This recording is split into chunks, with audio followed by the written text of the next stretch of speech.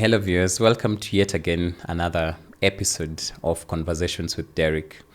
In the month of January, we delved into the topic of vision, leadership, purpose, and how all these aspects really tie in together for you to become the better version of yourself.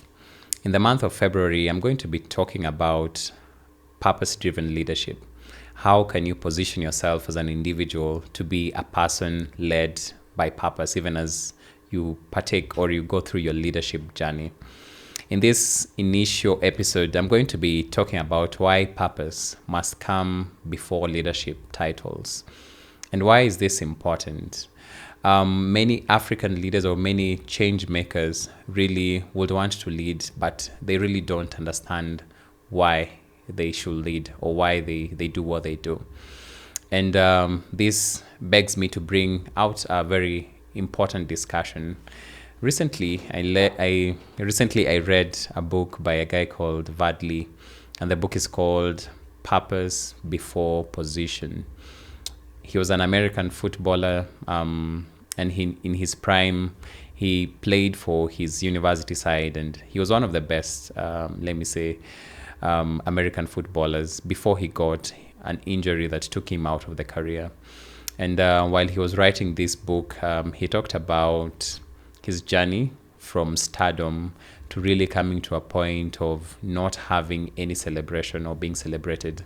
But arguably, he said he really lived or enjoyed his current state because he walked with a lot of purpose and resolve.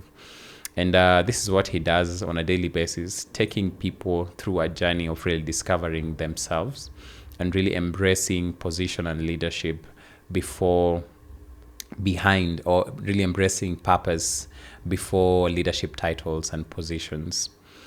And I'll want to maybe give a brief comment that actually purpose defines your leadership capacity and not really platforms. By platforms, I mean positions and places to serve in. I'm reminded of the story of Nelson Mandela, commonly known as Madiba, and I'm sure you've heard of his story. Nelson Mandela was imprisoned for 28 years at Robben Island for really standing against the apartheid regime. And one of the people who was imprisoned with him was interviewed years later, and he mentioned that, the regime used to come occasionally to the prison and to tell Mandela, probably renounce and change your stand against the apartheid regime, and we can reinstate you to normal citizenship. You can be able to go back and probably even have a good house, have a good name outside there. But really, Nelson Mandela held on to what he was quite passionate about. And I will say this is sort of what he was called to do in terms of the why and the purpose he had. And he was able to sacrifice all this and the freedom just to ensure that he served the why. And as I close, I want us to have a bit of reflection.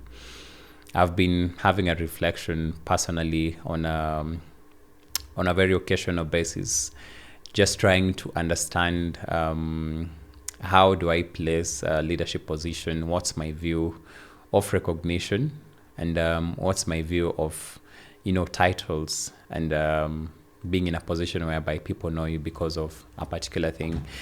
And I want you to ask yourself this question, and as I'm even asking myself this question, one is that who am I called to serve before I am called to lead? Who am I called to serve before I am called to lead? And once you have a grasp of this question, it will give you the true picture of where you place purpose and where you place positions. My desire is that probably by the end of the reflection that you're going to be having, you will place your purpose before any leadership title that probably you would want to have or you might be given. And once you have had this reflection, write it down. If it's an area or something that I need to change, a perspective that I really need to change, then go ahead and make those baby steps, of small steps for you to go towards a journey of purpose. and sort of forsaking positions.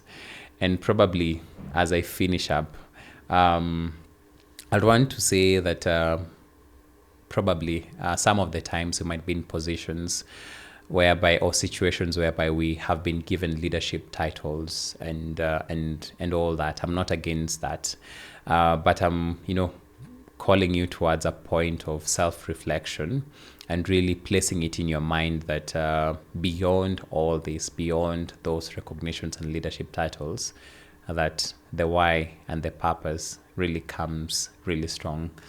And I'm happy that you've had a moment to reflect. And even as you're going to be looking in the next episodes, you're going to be talking a lot about how do you become a purpose-driven leader who's able to stand the test of times and build very solid foundations and a good legacy for people to look back to and celebrate.